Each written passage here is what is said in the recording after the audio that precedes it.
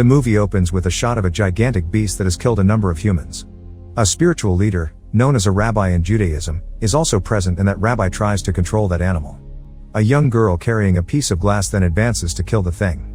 When that beast loses control, it casts a sight on the young girl and severely harms Rabbi there. That young girl leaves as she observes this. The action shifts to a village in the year 1673, where the movie's title character, Hannah, can be seen, whose 7-year-old had died by drowning. She had since become childless. Whenever she saw a mother carrying a baby, she used to realize that she ought to be a parent. The church's founder now addresses Benjamin. Because no child had been anticipated after the loss of his son, he ought to divorce his wife, but Benjamin prevents it. This makes it clear that he had a serious romantic relationship with Hannah. It wasn't enough, so he also used to make Hannah happy in every way. The women of the hamlet were prohibited from attending church, but Hannah used to go since Benjamin had given his permission. Hannah was interested in studying theology because, in addition, Benjamin gives her a book after robbing the church. They also had a neighbor, and that book served as their religion's specific guide, whose name was Sarah, but she no longer had a husband. The daughter of Sarah and Benjamin used to play together.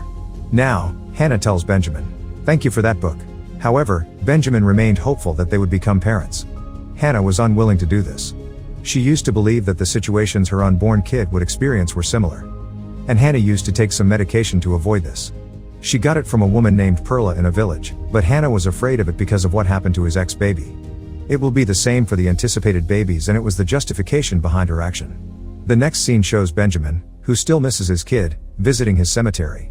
On the same day as Hannah's sister is being married, some unexplained strangers enter their village.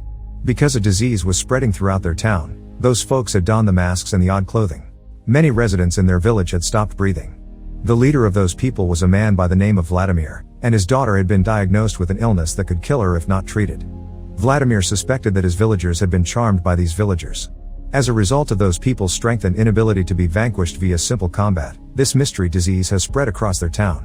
When Hannah's sister approaches them at the same time, Vladimir hits her, knocking her to the ground. The church priest tells Vladimir that they are innocent. It is entirely safe because their entire town is isolated. However, Vladimir chooses to kill one of the men without using any words. And as a result of this tragedy, all the locals are terrified. The same woman, Perla, who used to treat all the locals, now makes an appearance. Vladimir is told that she will heal his daughter. No locals will leave the village till his daughter is cured. Vladimir warns those people. Anyone from the village who tries to violate this will be executed. Following that, everyone plans a gathering at the village church. Everyone should pray for the recovery of his daughter, and Vladimir might leave the community. Then Hannah appears at the church and tells the pastor that they ought to confront those folks. They can also enlist the aid of a golem for this. But none of them wanted to engage in combat with Vladimir. Then Hannah visits her sister and observes that Vladimir's man battered her. She had sustained severe injuries as a result. Now Hannah's sister needed to see a doctor. Vladimir's forces, however, forbade anyone from leaving the settlement. Hannah is now acting quite aggressively in this. Now she plans to create Golem by herself, so that she can engage Vladimir and his troops in combat. Hannah walks into the church and starts reading the writings that contained information on how to create golems. Then Hannah fashions a mud puppet and enters a wilderness. She places a note into its lips and writes something on its forehead which listed the 72 hidden names of God. She then draws a star around the area and lights it on fire. Perla, likewise, learns that anything untoward has taken place in the community. When Hannah wakes up in the morning, she notices that a sizable pit has been made there. She now believes that his work is still unfinished, and she goes home again after being let down. She is now able to see his dead son's bags, and a doll was also placed there.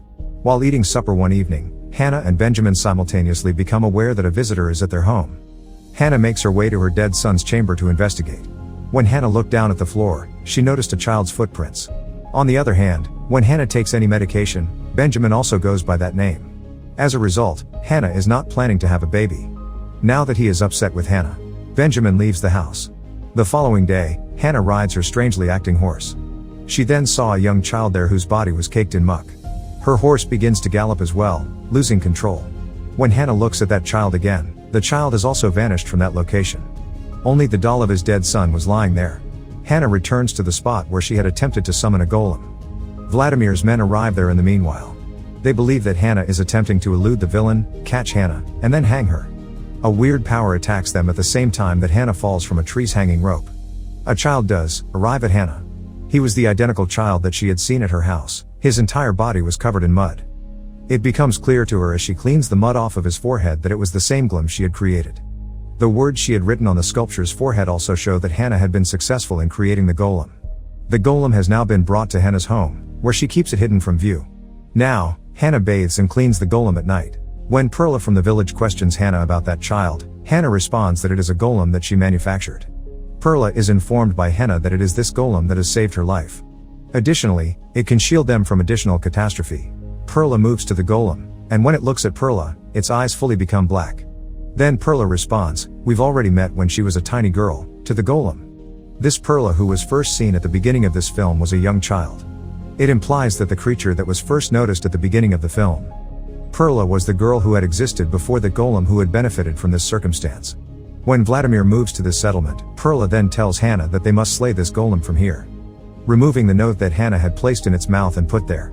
It cannot be killed in the same way as other things. As this golem is drowning in the water, Hannah tries to kill it. Hannah and her neighbor Sarah watch her husband. In a cheerful attitude, Benjamin was conversing with Sarah, but now Hannah will not put up with it, so she goes home and gets a knife. She intended to murder Sarah. As golem materializes in front of her at the same time, she immediately loses her fury. The deceased son's garment is then placed on golem by Hannah. Hannah learns that if she experiences pain, the golem will experience the same. If the golem experiences pain, Hannah will experience suffering as well. In contrast, Benjamin is seen leaving Sarah's house after eating to go to church to pray. The following morning, Hannah notices that her neighbor Sarah had been brutally murdered by someone else, and that it was Golem who had done it since Hannah wanted the same thing and Golem could sense her emotions. While the villagers and Benjamin were considering this, Vladimir and his gang had already done the crime. The entire community decides to battle Vladimir. They then engage in combat with his troops, and one of their villagers' deaths results. When Vladimir's man attempted to kill Benjamin, the man's head was severely injured, and it was then discovered that Hannah had accompanied Golem to the scene. But Vladimir is aware of everything. When Golem committed it, he started shooting at it, but it had no effect on him. Vladimir's daughter was him in the background at the same time. Hannah also stops the golem when she had recovered. Hannah then cautions Vladimir that he might leave after this and take his daughter with him.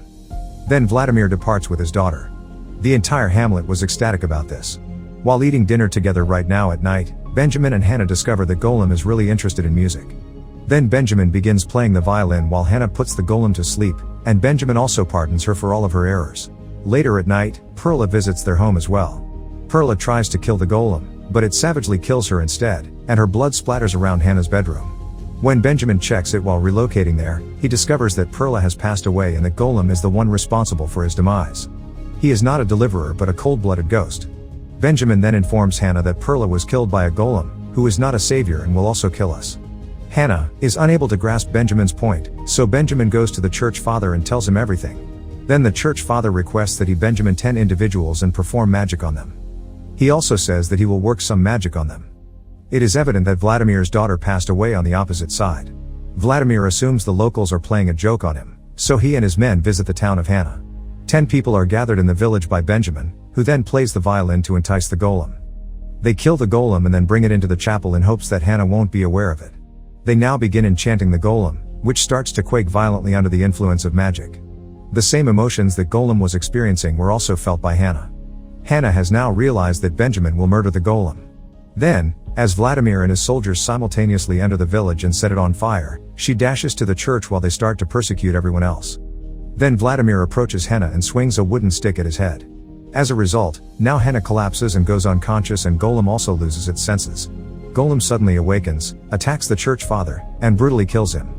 Additionally, he murders everyone else there.